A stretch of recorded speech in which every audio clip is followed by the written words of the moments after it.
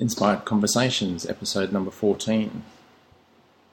Today's question is, am I good enough? So, a very interesting topic today. I know Marisa Peer touches on this, and when you break it down or when you listen to Marisa Peer speak, it's incredible how everybody in the world, all through all walks of life, whether they're successful or not successful, famous, all the different people that she's worked with, it's such a common belief in all of us. I'm not good enough. And where does that come from? And again, listening to Morty Lefkoe talk about it again, he really has a clever and very short way of delving into where did that belief come from and why do you have that belief. I like the way he talks about, we create a belief in our mind, and it's purely from our mind. It's created in our mind. It's not necessarily true with what was happening in the moment.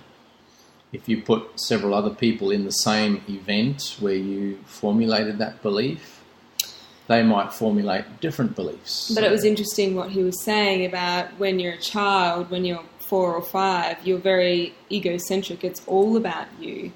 That's just where the brain is at that age. And if your parents get upset or they get annoyed with you, the child will then tend to take that on thinking, oh, I've done something wrong. And, I've caused that. And, mummy's not happy with me because of this. And they on some level, they take it on that they are not good enough, even though, the parent might just they might be trying to, it might be more around setting good, solid boundaries or, doing something that's actually really healthy for the child, but they're taking it in a different way, or the parents are just stressed, or they're busy, or they're trying to get out the door for school, or, it could be a whole range of things, but yet the child goes, I'm not good enough, it's my fault, or they take it on. But it's also the repeated action. So there'll be, once that inkling of a belief seems to formulate in our heads, that then shows up in many different situations, and then we reinforce that belief, because again we are thinking that in our head. Oh, every time I do that, mummy gets upset or dad gets upset. I can remember for myself, every time I used to go out and try and help my dad in the garden. I was only young. I was probably, I don't know, maybe 6 or 8. No, probably about 8. A little bit older than 6, but every time I used to try and help him in the workshop or his garage, I would end up breaking something or damaging something, or using the tools that he was using, and he used to get really upset with me every time. And eventually, I formulated a belief that I'm not good enough in the fact that I can't help him with the things that he's doing. I really, and for me, it meant. I just wanted to spend time with Dad, but then it really, it ended up, I formulated a belief in my head that I can't, help him, and eventually just stopped doing that. And I think my mother was a lot more patient and taught me how to cook and sew and do things like that. And she was a lot more patient when it came to teaching. So for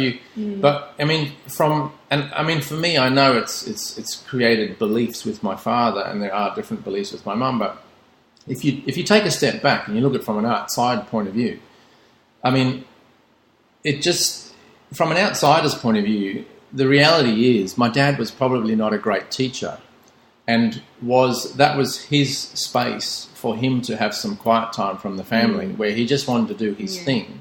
He didn't want the family disturbing him. So I was, just annoying him. But instead of, so that was, I could understand him wanting a bit of space, and I could understand him wanting to just, potter and do his thing in his shed.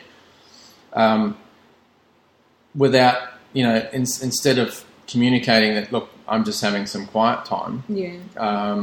Or teach you how to do that, in an hour's time or something. Whereas my mum, from an outsider's point of view, you would look at her and say, well, Mum's a very good teacher. She was very patient. She took you step by step through it. And I was able to learn everything that Mum taught me, how to bake, how to cook, how to do all sorts of different craft and art. And, Mum was a very patient teacher. So from an outsider point of view, that's... And yet in my mind, it's created a different belief. So it's just purely the belief that I've chosen to hang on to in my head. But it's about, what he's talking about is going back, visualizing that experience, because 85% of all of us are very visual people. Like if you can take yourself back and visually see that experience, what does it feel like? And when you look at that belief, can you see it? Can you see that situation is telling you, I am not good enough, when you actually explain what you see that is telling you that story? Well, yeah, because if you try and look for I am not good enough, it's not real. It's just been created in your mind. Yeah, an event happened, and I then chose to attach certain thoughts and feelings around that belief. But when you go back in, at an old, like now, and have a look at that, what other possibilities could there have been that was happening in that situation? Yeah, well, that's it. If I actually try and look for the physical reality that I am not good enough in that situation, it doesn't exist. Yeah. If I look at it from a third, fourth, fifth person point of view, I can see lots of different scenarios. The fact that, Dad just wanted some quiet time, or Dad wasn't a very good teacher. There's lots of different scenarios that you can place on it. Dad maybe had a party the night before and had, wasn't feeling very patient, or... And then once I think you get that level of understanding, the emotion is released, and you also then can begin to have more compassion for that person as well, because you're getting an understanding of them, whereas as a child, you have no understanding of how anyone else thinks. You're only in your own space. So when you can see where the other person's at and have that understanding, you can also, that process also helps let go of blame. And once you let go of blame, then that relationship can then begin to mend and become a beautiful relationship. Totally.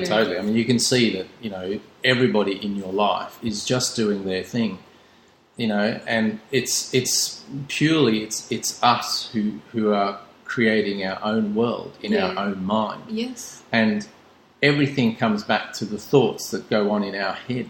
It actually has nothing to do with anybody else. Yeah. It's all comes back to our own mind. It's amazing, isn't it?